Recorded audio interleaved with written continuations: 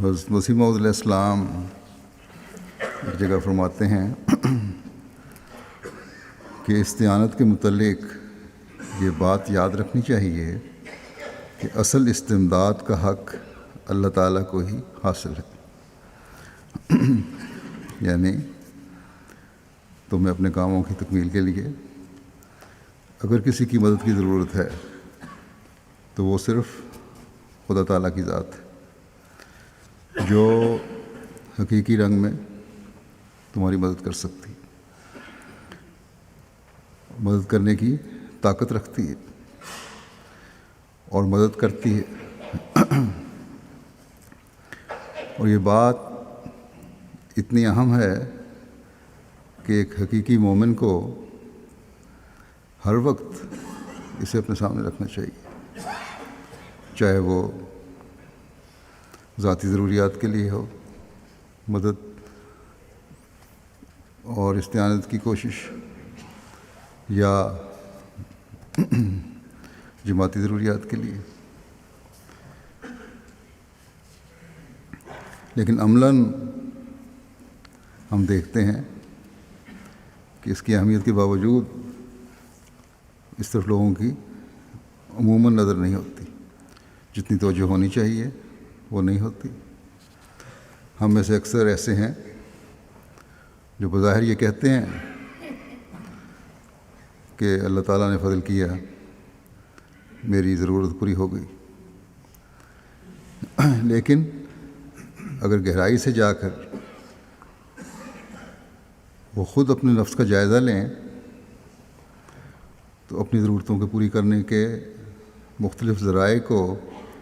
وہ اپنے کام مکمل ہونے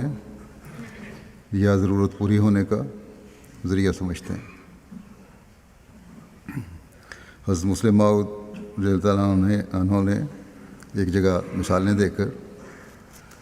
ایسے مختلف مواقع بیان فرمائے ہیں جہاں انسان سمجھتا ہے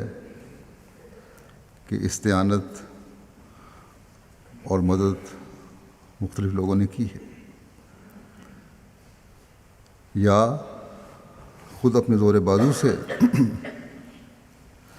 اس نے اپنے مقصد کو حاصل کر لیا۔ اور سب سے پہلی عموماً یہی حالت ہوتی ہے جب انسان سمجھتا ہے کہ میں نے اپنی ساری ضرورتیں خود پوری کر لوں گا، اور انہیں اپنی طاقت، اپنے علم، اپنی عقل سے وہ ضرورتیں پوری کر بھی لیتا ہے، اور وہ سمجھتا ہے دیکھو میں نے اپنی قابلیت اور طاقت اور قوت سے اپنے مسائل خود حل کر لیے۔ اس بات پر گھمنڈ اور فخر کرتا ہے کہ میں کسی سے مدد نہیں لیتا، یا میں نے کسی سے مدد نہیں لی۔ لیکن بعض دفعہ ایسے حالات آ جاتے ہیں جب وہ اپنی ضرورتیں خود پوری نہیں کر سکتا اور اسے باہر کی مدد چاہیے ہوتی ہے، تب اس کی نظر اپنے عزیزوں اور اپنے رشتہ داروں کی طرف جاتی ہے، ان سے مدد لیتا ہے، وہ اس کی مدد کر بھی دیتے ہیں۔ اس وقت اسے خیال آتا ہے کہ رشتہ داری بھی اچھی چیز ہے، اگر آج میرے یہ رشتہ دار نہ ہوتے تو میں اپنی ضرورتیں پوری نہ کر سکتا۔ پھر بعض دفعہ یہ صورتحال پیدا ہو جاتی ہے کہ انسان کے اہل و عیال، متعلقین، رشتہ دار اس کی کام نہیں کر سکتے، یا اسے کام نہیں آ سکتے، یا نہیں کرتے، تب وہ نظر دوڑاتا ہے تو اس کی نظر اپنے دوست احباب پر پڑتی ہے، ملنے والوں پر پڑتی ہے جو اس کے خیال میں اس کی مدد کر سکتے ہیں۔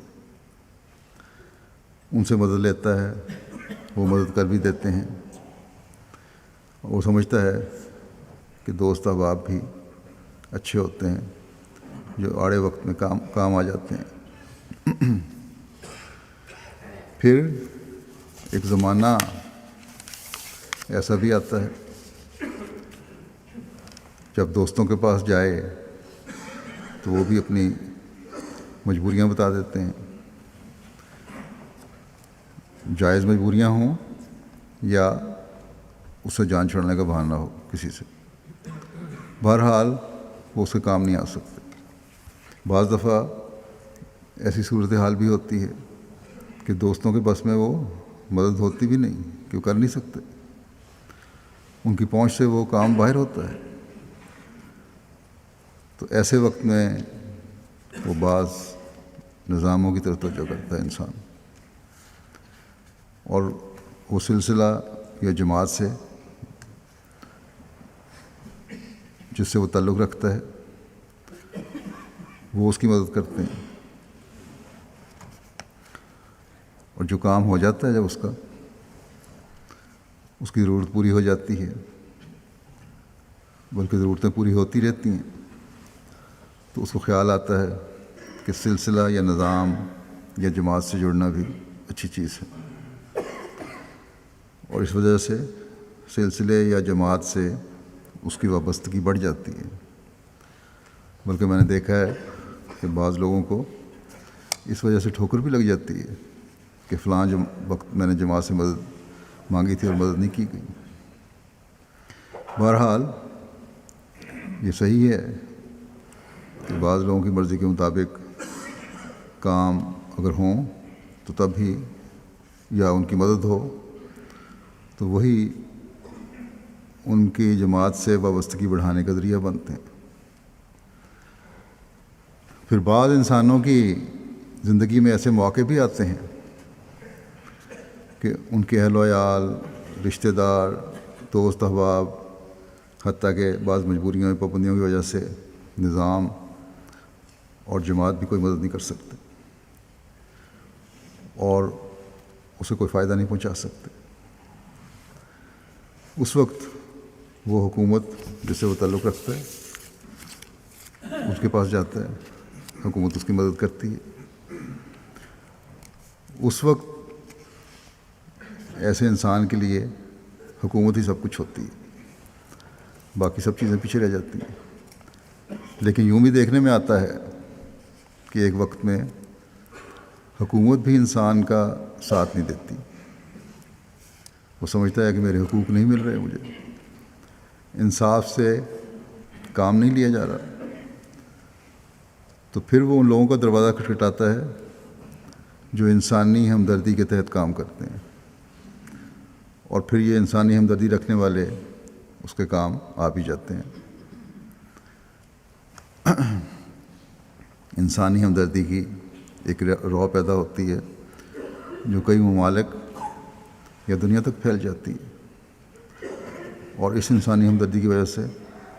وہ انسان یا وہ گروہ یا وہ چند لوگ کامیاب ہو جاتے ہیں، اپنے مقصد کو پا لیتے ہیں. تب وہ سمجھتے ہیں، یا اگر یہ انسان ہے تو سمجھتا ہے کہ تمام دنیا مل کر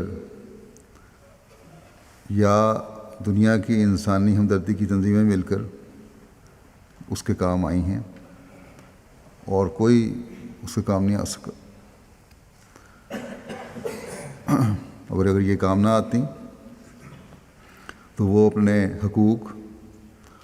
اور انصاف کو حاصل کرنے سے محروم رہ جاتا. بس اس دنیاوی رشتے کو جو انسانی ہمدردی کے نام پر اس کے حق دلانے میں مددگار ہوا، وہ سب کچھ سمجھتا ہے. آج کل تو انسانی حقوق کی تنظیمیں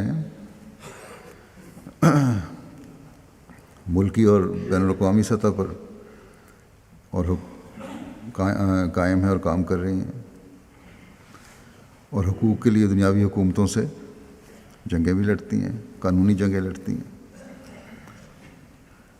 بین الاقوامی دباؤ ڈالنے کی کوشش کرتی ہیں. بعض بہت اچھا کام بھی کر رہی ہیں اور مشکل میں گرفتار لوگوں کی مدد بھی کرتی ہیں،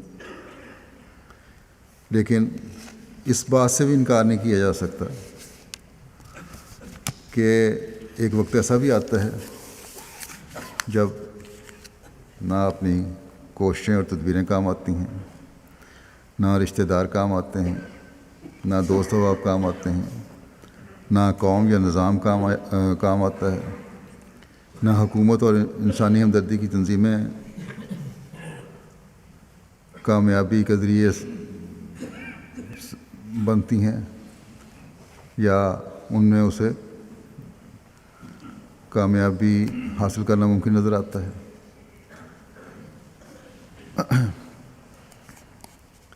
لیکن پھر بھی اگر کوئی انسان ان سب چیزوں کے باوجود اپنے مقصد کو حاصل کر لے، کامیابی حاصل ہو جائے اسے، تو وہ سمجھتا ہے کہ میری کامیابی یقیناً کسی غیبی مدد سے ہوئی ہے، اور جتنا کسی کو غیبی مدد کا یقین ہوتا ہے اتنا ہی وہ اپنی کامیابی کو خدا تعالیٰ کی طرف منسوب کرتا ہے۔ انسانی ہمدردی کی تنظیموں کا ذکر ہوا، تو اس بارے میں آج کل احمدیوں کو تو کافی علم ہے۔ مختلف ممالک میں جو اسائلم کے لیے احمدی پھنسے ہوئے ہیں، انتظار میں بیٹھے ہیں، کئی ایسی تنظیمیں، بلکہ ایک تنظیم بڑی جو ہے یونائٹڈ نیشنز کی قائم کردہ، وہ بھی کوشش کرتی ہے ہمدردی کی، لیکن حکومتیں ان کی بھی بات نہیں مانتی، بعض دفعہ ایسے بھی حالات پیدا ہوتے ہیں۔ تو بہرحال جب سارے ایسے حالات پیدا ہو جائیں اور کام بھی ہو جائیں تو انسان سمجھتا ہے کہ کسی غیبی ہستی نے میری مدد کی ہے، اور پھر وہ خیال کرتا ہے، اگر اس کو خدا پہ یقین ہے، کہ خدا تعالیٰ نے میرا کام کیا۔ لیکن اگر انسان خدا تعالیٰ پر کامل یقین رکھتا ہو اور یہ بات سمجھتا ہو کہ اللہ تعالیٰ ہی استمداد کا حق رکھتا ہے، مدد کرتا ہے، مدد دے سکتا ہے، تو وہ اس کام کی کامیابی کو بھی خدا تعالیٰ کی طرف منسوب کرے گا جو کسی بیرونی مدد کے ذریعے اس نے تکمیل تک پہنچایا، اور اس حقیقت کو بھی جانتا ہوگا کہ رشتہ داروں، دوستوں، نظام، قوم، حکومت یا انسانی ہمدردی کی تنظیمیں جنہوں نے بھی اس کی مدد کی، وہ سب مدد بھی اصل میں خدا تعالیٰ نے ہی کی تھی، اور ان تمام ظاہری مددوں کے پیچھے خدا تعالیٰ کا طاقتور ہاتھ تھا۔ لیکن جو لوگ خدا تعالیٰ سے مضبوط تعلق نہیں رکھتے، وہ دنیاوی ذرائع کو سب کچھ سمجھتے رہتے ہیں، اور انہی کی طرف ان کی توجہ رہتی ہے، اور خدا تعالیٰ کی طرف نظر نہیں اٹھتی۔ لیکن جب یہ تمام ذرائع ناکام ہو جاتے ہیں، پھر خدا تعالیٰ یاد آتا ہے، کیونکہ اب خدا تعالیٰ کی یاد آنے کے علاوہ کوئی چارہ نہیں تھا۔ تمام دنیاوی ذرائع جو تھے وہ استعمال ہو گئے۔ تب وہ کہتا ہے کہ یا اللہ، تو ہی مدد کرے تو یہ کام ہوگا، سب طاقتوں کا مالک تو ہی ہے، سب تعریفیں تیری ذات کی ہیں۔ بس یہ اس بات کی بھی دلیل ہے، اور اس طرف بھی اشارہ کر رہی ہے یہ بات، کہ کوئی بڑی سے بڑی تدبیر یا حکومت اور تنظیم ایک محدود طاقت رکھتی ہیں، اور یہ سب دنیاوی طاقتیں اور تدبیریں ایک حد کے بعد ناکارہ اور بے فائدہ ہو جاتی ہیں۔ اولاد کو بھی اپنی اطاعت سکھائیں گے، عہد किया